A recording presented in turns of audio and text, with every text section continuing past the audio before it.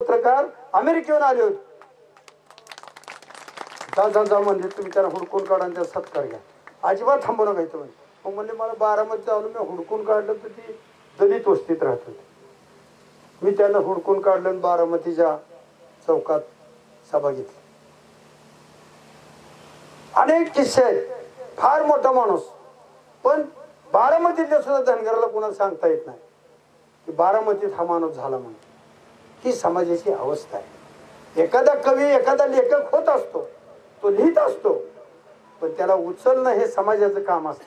त्याचा कार्यक्रम घेणं, त्याची कविता ऐकून टाळी वाजवणं, आपल्या गावात सत्कार त्याचा ठेवणं. तो काही पुस्तकं सगळी घेऊन जाताना सगळं घेऊन जात नाही, तेव्हा त्यांनी लिहिलेली पुस्तकं काही तिरडीव सगळी रचली जात नाहीत. ती माग समाजासाठी राहतात, ती त्याच्या कुटुंबाची सुद्धा नसतात, आम समाजासाठी ते असतं. तेव्हा ते आपण करत नाही, हे आपण नीट समजून घेतलं पाहिजे. राजकारणात आपण माग आहे. राजकारण दुबळ्याचं आहे का? राजकारणात खास दिसणं तलवार काढली लगेच मुजरा आहे. आपण कधी काढलीच नाही. काढली एक एक एक एक माणूस बघा ना साहेब, राजकारणात आम्ही कमी आहे. पण परवा महाराष्ट्राच्या विधानसभेत एक ठराव पास झाला की एकच माणूस, एकच चिन्ह, एकच पक्ष आणि एकच मतदारसंघ, आणि सलग 50 वर्ष आमदार कोणी आहे का? अख्ख्या महाराष्ट्रातली 288 तपासली, कुठंच सापडलं नाही. एकच सापडलं, गणपतराव देशमुख. एकच माणूस, खटारा हे चिन्ह, शेतकरी कामगार हे पक्ष आणि सांगोला हे मतदारसंघ. आणि हे सगळं 50 वर्ष सतत आमदार होईपर्यंत राहिलं. गिनीज बुक वर्ल्ड मध्ये नोंद झाली. साधी गोष्ट आहे ती म्हणायची. कितीतरी आमदार पुढाकारण टोप्या मिरवते तर मुख्यमंत्रीने आमचा समाधान म्हणतात. तुमच्या समाजाकडे असा माणूस नाही का? असा फक्त धनगराकडे एक माणूस आहे राजकारणात. हे किती विशेष आहे. टाळे वाजवती वाजवली तर खुट खुट खुट खुट खाली वाजवू का नको? वाजवा. भारतातल्या संसदेमध्ये ठराव झाला. भारतात असं कुठं घडलंय का बघितलं तर भारत देशामधल्या सगळ्या राज्यात एकच माणूस, सांगोला आणि गणपतराव. वाजवा टाळे. जगामध्ये याचा तपास सुरू झाला. जगातल्या सगळ्या लोकशाही राष्ट्रात जगामध्ये एकच माणूस सापडला, तो म्हणजे गणपतराव आणि सांगोला. साधी गोष्ट आहे. जगामध्ये वैशिष्ट्यपूर्ण राजकारणामध्ये व्यक्तिमत्व धनगर समाजाचं आहे. हे केवढी मोठी गोष्ट आहे.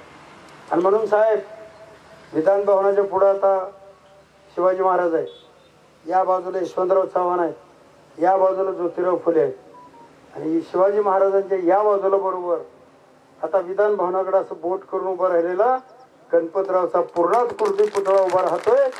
ही सगळ्याला आपल्याला प्रेरणा देणारी गोष्ट आहे. साधी गोष्ट नाही. ज्योतिराव फुले आहेत माळी समाजाचे, आंबेडकर आहेत मागास समाज, यशवंतराव चव्हाण आहेत मराठा समाजाचे, आणि गणपतराव देशमुख आहेत धनगर समाजाचे. सगळ्या समाजाचे एक एक नेते आहेत जे विधान भवनाकडे बोट करतायत, ज्यांची कारकीर्द विधान भवनामुळे जायची.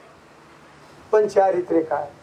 कितीतरी लोक आबासाहेबांना नावं ठेवायची, पण जर आबासाहेबाचे उभं राहिले आणि शरद पवार जर असे चालत आले तर सगळ्या बरोबर सगळे लोक नमस्कार नमस्कार करायचे, पण शरद पवार वाकून गणपतरावला नमस्कार करून पुढे जायचे. हे वैशिष्ट्य आहे. हे तुमच्या समाजाचं भूषण आहे. हे समाजाला सांगितलं, हे साहित्य संमेलनात सांगितलं पाहिजे. हे साहेब बेलाटीचे पाटील आहेत, त्यांना 3000 एकर जमीन होती. वरदराजाचा राजवाडा सोलापुरात आहे, महापालिकेची इमारत. काय कारणानं तोट्यात गेलं, त्याचा निलाव निघाला त्या राजाच्या इस्टेटचा. त्या बेलाटी यांच्या आजोबांनी वीट टाकली वडिलांनी, आणि तो राजवाडा निलावात घेतला. अख्खं सोलापूर पाया पडलं. महापालिकेला ती इमारत तेवढी द्या. विकत घेतलेला राजवाडा फुकट देऊन टाकला. ही धनगराची दानच आहे, हे नीट लक्षात ठेवा. हे जे खर्च करते ते उगं करत नाहीत, पहिल्यापासून करते. जरा मागं पुढे होतं एवढंच. चपाती वाढल्यानंतर भाजी येते, फरक आहे तेवढा. थोडं थोडं सोलापूर शहरात ह्यांची किती जागा आहे ह्यांनाच माहित नाही. किती चाळे आहेत आणि किती भाडेकरू आहेत ह्यांना माहितच नाही. ह्यांच्या जाग्यावर किती ठिकाणी बंगली बांधतात. आता ह्यांच्या लक्षात आलं की ती आपली जागा आहे. आहेत अशी मोठी मोठी लोक आहेत. आमच्या शंकर कारखान्याचा निलाव निघाला 66 साली. 67 लाख रुपये आमच्या सीताराम वाघमोडेने भीट मारली आणि 3 वार झाला. 500 एकर जमीन आणि कारखाना, रोख 67 लाख भरले. धनाचा आगर आहे उगं नाही म्हणत आम्ही, खरंच धनाचा आगर आहे. किती त्याला मापच नाही. ते आमचे दडस कंपनी करमाळ्याला बडोदा बँकेची शाखा होती, ती बाजाराला गेली होती. ती समारंभ झाले होते साहेबाकडे. मी साहेब ही काय? ती म्हणजे बँक आहे बाबा, इथं पैसे ठेवतात लोक. पैसे आणि सुरक्षित आहेत. सुरक्षित म्हणले तुमचे पैसे. मग म्हणले येऊ दे आमच्या घरी पैसे न्यायला. बँकेचे मॅनेजर आम्ही याचे पैसे न्यायला. हो म्हणले पैसे तेवढे. म्हणले काय घेऊन? ट्रक घेऊन या म्हणले. तरी ही भेद बारका टेम्पो घेऊन गेली आणि ते घराचं कुलूप काढलं. काय किती पोती, किती टेम्पो भरला तरी पोती आहे तीच नोटाची. मोजा म्हणली काय आमच्या नावावर जमा असेल ती करा. मोजाय सुद्धा वेळ नाही. ही साहेब धनगर समाजाची खासियत आहे. सोलापूर जिल्ह्यातली. करमाळ्याला तशीच, माळशिरसला तशीच, बेलाटीला तशीच, सगळीकडं अतिभव्य होती. आता थोडं विस्कळीतपणामुळे राहिली नाही. पण त्यावेळी वकील, डॉक्टर, म्हणजे आज 80-90 वय ज्यांचा आहे असे वकील त्यावेळी धनगर समाजात होते आघाडीवर. मध्येच जरा काही ते गॅप येतो. रिकाम्या जागा भरा असतं ना, एक जागा सोडून मग पुढची जागा नीट होत जाते, तसं होते. आणि म्हणून बंधूंनो नीट लक्षात ठेवा, हे आहे आरक्षणाचं सुद्धा तसंच आहे. नीट मागाय पाहिजे, नीट बोलाय पाहिजे. आरक्षण काय आहे, कुणी दिलं, कुठं दिलं, का दिलं, मग बाकीच्याला नाही आपल्यालाच का दिलं, ह्याचा अभ्यास करून जर मांडणी झाली तर आरक्षण मिळतंय. 50 वर्ष धनगर समाज मागणी करतोय धनगर समाजाचा अनुसूचित जमातीत समावेश करावा. सरकार म्हणतंय आता करता येत नाही. 50 वर्षी एकच प्रश्न, 50 वर्षी एकच उत्तर. मी पहिल्यांदा सांगितलं सभागृहात, मुख्यमंत्री महोदय धनगर समाजाचा अनुसूचित जमातीत समावेश करू नये ही माझी मागणी आहे. ते म्हणले का? 52 सालीच आमचा झालाय ना, ही यादी आहे त्यात 36 नंबरला धनगर आहे म्हणजे आमचा समावेश झाला. मी 75 साली एम ए झालो तर झालो ना एकदा एम ए. मी दरवर्षी म्हणत मी एम ए झालो पाहिजे. आज झालं ना माझं, मला सर्टिफिकेट मिळालं, मी नोकरीला लागलो, आता मी रिटायर बी झालो. तेव्हा हे समजून उमजून बोलण्याचा जो राजकारणाचा भाग आहे तो आपल्याकडे कमी आहे. आणि जो नीट मांडतो त्याला माणूस, एक जरांगे बोलतो, एक माणूस फोटो काढतो का त्याच्यावर, एक माणूस मध्ये चेहरा घालतो का असा, एक त्याच्या जागेवर कोणी बोला येतो का? ही शिस्त आहे. 1 कोटी समाज मुंबईला म्हणलं तर घेऊन जाऊ शकतो. इथं अर्ध्या तासात निम्म्या खुर्च्या मोकळ्या पडते. ते मी ही का सांगतोय, चेष्टा म्हण नाही. सबनीस साहेबांनी देखता सांगतोय, हे संमेलन 2 दिवसाचं आहे. 2 दिवसाचा खर्च केलाय. या मांडपाला 2 दिवसाचे पैसे दिले. खरं बसायला तुम्ही नाही आलं तर मग काय उपयोग आहे?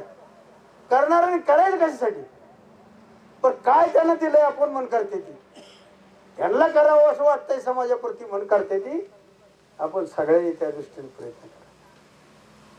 सगळे आपल्याला फसवत आहेत. फसायचं का फसवून घ्यायचं हा खरा प्रश्न. आणि त्याच्यामुळे मी तुम्हाला 2च फक्त उदाहरणं सांगणार आहे, माझं भाषण संपवणार आहे. साहेब, सध्या द्यायचं जाहीर करायचं पण त्याला मिळणार नाही व्यवस्था करायची.